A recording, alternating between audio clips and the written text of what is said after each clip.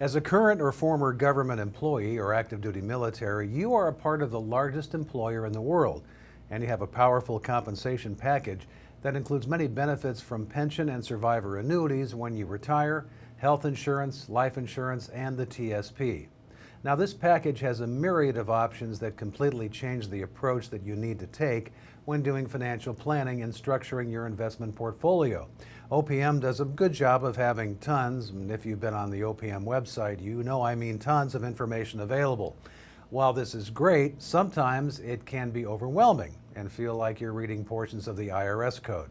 And OPM puts all of the responsibility on you to understand your benefits when electing your pension and survivor benefits, insurance coverages, or TSP investments. And my guest is John Sciancalepore, who splits his time working with feds and the military, active duty and retired in Germany and other European countries, and also here in the U.S. John, welcome. So why did you choose this specific area of financial planning? Thank you, Scott, for the opportunity to discuss my practice. So I actually went through the United States Army's ROTC program at Lehigh University in 1982 and 1983, and I subsequently incurred a 3-year commitment as an active duty military officer. And while I thoroughly enjoyed my time in the Army, I knew that I wanted to be part of the financial industry. So I made the conscious decision to have the best of both worlds by structuring my practice with the focus on the military and federal employees. So then how do you manage all the unique complexities of federal benefits we just spoke about in the intro? Yeah, complex is true. And I will tell you that while currently it's much easier to get accurate information concerning these benefits, 30 years ago, this was not the case. So when I was first starting out in the industry in 1986, I was forced to unearth all of this information concerning compensation packages by going to key people on bases that dealt with these benefits on a daily basis or going to other governmental agencies. And these were usually plan administrators, and I would get briefed on these compensation packages. Now, the military benefits were easier for me to decipher, and they continue to be easier because for 3 years I was actually receiving them as part of my compensation package when I was on active duty. John, what are some of the special considerations?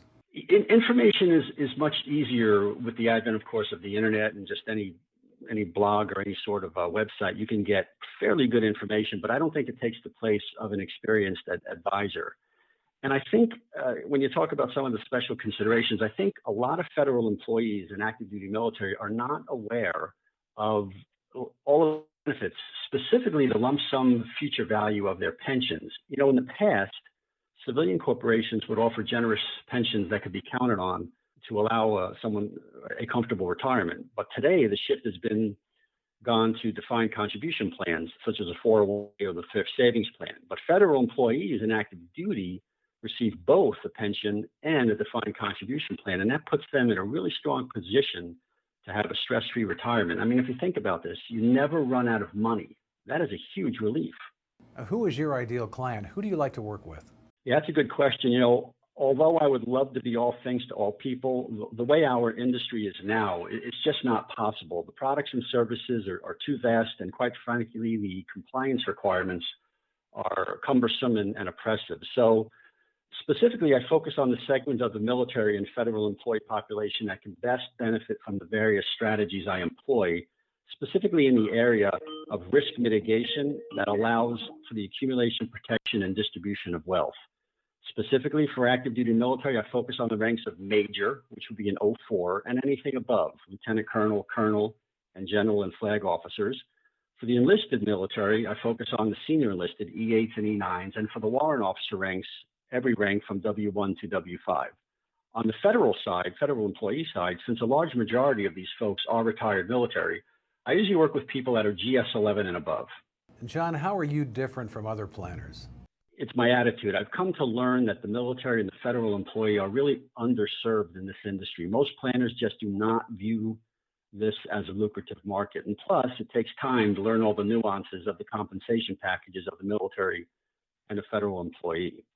But since I have a niche market, I want to actively engage the military and federal employee, and I've done so for 35 years. I don't want to overgeneralize, but most of the people in this group and their families have the same sorts of values that I do: service to others, duty, to make anyone's situation better. I think another thing that separates me from other planners is that I have clients all over the world. And although I'm currently domiciled in Germany, I do get to the States at least 3 times a year for client visits. Now, I am flexible enough to know that change is essential, which is why starting this November, I will be heading to the United States for 4 months to more effectively engage my US based clients. And I'm going to continue to do this each and every year going forward.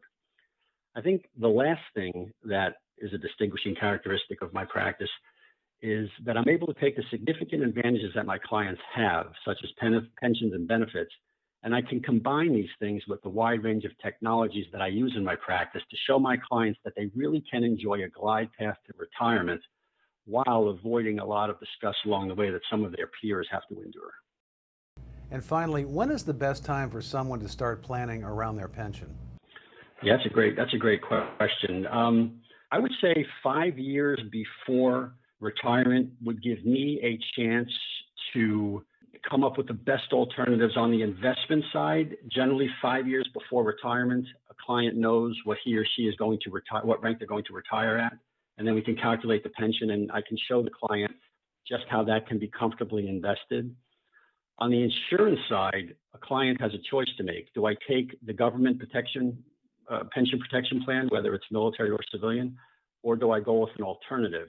And Scott, I would say the sooner I can sit down with a potential client and go through those variables in different scenarios, the stronger the position the client's in to qualify for an alternative, which I feel, although not objectively perhaps, but I feel gives the client a lot more power and a lot more benefits and flexibility than locking themselves into a government pension plan.